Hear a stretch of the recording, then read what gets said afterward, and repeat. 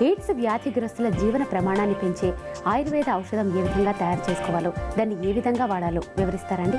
AIDS వ్యాధి కలిగిన వ్యాధిగ్రస్తులు స్వయంగా తయారు చేసుకుని ఉపయోగించుకోగలిగే మంచి ఔషధాల్లో బాగా కావలసిన మూలికల్లో ప్రధానమైనది అశ్వగంధ.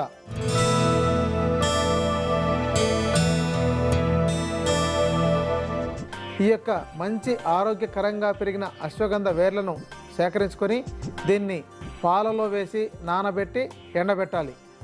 అలాగే రెండోసారి చేయాలి. ఇలా 7 సార్ల పాటు పాలలో నానబెట్టి ఎండబెట్టి తయారు చేసిన అశ్వగంధ వేర్లను, లేకపోతే పాలలోనే ఉడికించి ఎండబెట్టి తయారు చేసిన అశ్వగంధ వేర్లను 7 సార్ల పాటు చేసి ఎండబెట్టి చూర్ణం చేసుకొని ఉపయోగించుకోవాలి. ఇలా శుద్ధి చేసి తయారు చేసుకున్న అశ్వగంధ వేర్ల చూర్ణం 100 గ్రాములు తీసుకోవాలి. దీని తర్వాత కావాల్సిన మంచి ఔషధ మూలికల్లో మంచి రసాయన గుణాలు కలిగిన జీవన ప్రమాణాన్ని పెంచే ఔషధ మూలిక ఉసిరికాయలు.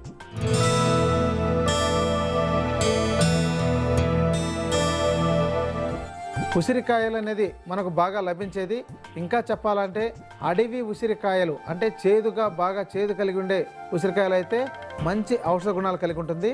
అలాంటి ఉసిరికాయలను సీజన్లో వచ్చినప్పుడు సేకరించి దాన్ని పగలగొట్టి, అంటే చిన్న చిన్న ముక్కలుగా కోసి విత్తనాలు తీసివేసి ఎండబెట్టి ఆ పెచ్చులను చూర్ణం చేసుకోవాలి. అలా తయారు చేసుకున్న నాణ్యమైన ఉసిరికాయ పెచ్చుల చూర్ణం 100 గ్రాములు తీసుకోవాలి.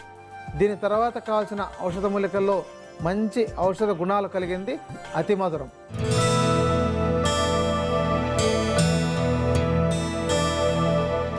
ఈ యొక్క అతి మధురం వేర్ల చూర్ణం కానీ, లేదా వేర్లనే కొనుక్కొని దాన్ని పగలగొట్టి చిన్న చిన్న ముక్కలుగా చేసి చూర్ణం తయారు చేసుకొని, అలా తయారు చేసుకున్న ఎస్టీ మధు చూర్ణం 100 గ్రాములు తీసుకోవాలి. దీని తర్వాత కావాల్సిన మంచి ఔషధ మూలికల్లో బాగా ఉపయోగపడేది, ఈ క్రిములను నశింప చేయగలిగే శక్తి కలిగినది గంధ ఖర్జూరాలు.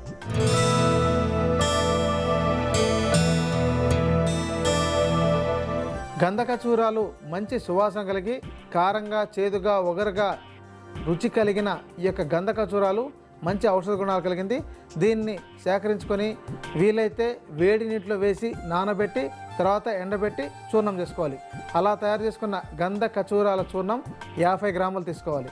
దీని తర్వాత కావాల్సిన మంచి ఔషధ మూలికల్లో బాగా ఉపయోగపడేది బోడసరం పువ్వులు.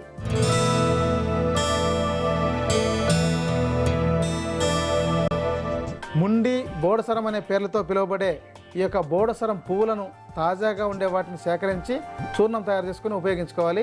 వీలైనంత వరకు తాజాగా ఉండే వాటిని సేకరించుకుంటేనే మంచి ఔషధ గుణాలు కలిగి ఉంటాయి. పాతబడిపోయిన వాటిలో ఔషధ గుణాలు తగ్గిపోయి ఉంటాయి. కాబట్టి ఎప్పటికప్పుడు తాజాగా ఉండే వాటిని సేకరించుకొని ఇలాంటి మంచి పువ్వులను ఎండబెట్టి చూర్ణం చేసుకుని ఉపయోగించుకోవాలి. ఇలాంటి బోడసరం పువ్వుల చూర్ణం 100 గ్రాములు తీసుకోవాలి. దీని తర్వాత కావాల్సిన మంచి ఔషధ మూలికల్లో మనం